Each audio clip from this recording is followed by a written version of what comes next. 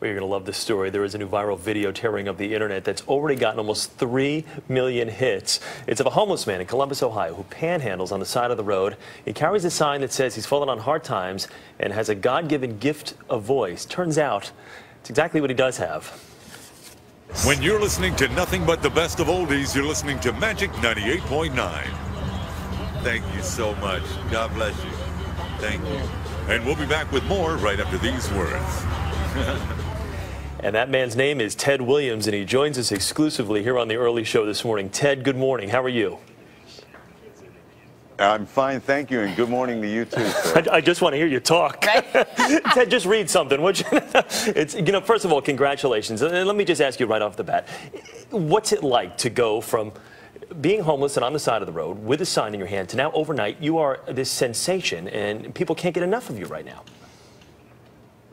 Oh my God, it's just sensational for one. It's numbing for another, overwhelming. I mean, there's so many words that I just, oh God, it's just amazing. I feel like, well, I've already been characterized as the Susan Boyle. I'm just so happy.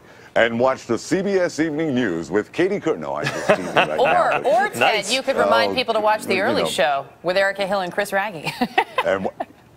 Give it a shot. Go ahead. I would love to be able to watch the early morning show on CBS with Erica and Chris, or Chris and Erica. Weekday morning, we've got right both here options. on CBS. Wonderful. Ted, have people started to, because I imagine you said it's sort of surreal, and I'm sure it's still sinking in, though. Have people started to come out of the woodwork? Anyone coming out and saying, oh, Ted, I remember you. I knew you had that voice way back when. Yes, ma'am. Well, some people have called me since then. I managed to get a cell phone, but people have called me and said, I knew you were going to do it eventually. I knew people. My mom is just really, I'm going to be going to New York hopefully this afternoon, and please, I apologize if I'm getting a little emotional. I haven't seen my mom in a great deal of time since then, but she doesn't believe it. She's 92 and she lives in Brooklyn, and I was born and raised in Brooklyn in the Bedford-Stuyvesant area, right around Bergen and Buffalo, Atlantic Avenue, Flatbush, and that area.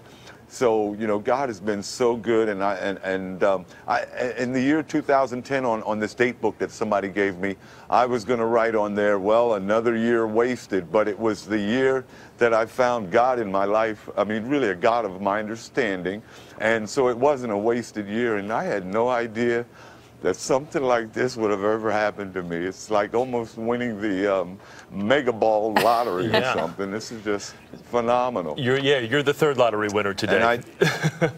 Let me ask you this, Ted. You got your career got derailed through drugs and alcohol. You talked of that, and now you've been sober for what, 2 years now? Is that correct? About 2.5 years. About 2.5 years, and congratulations for this. So what now? What would you now like to do? How are you going to put this voice to use?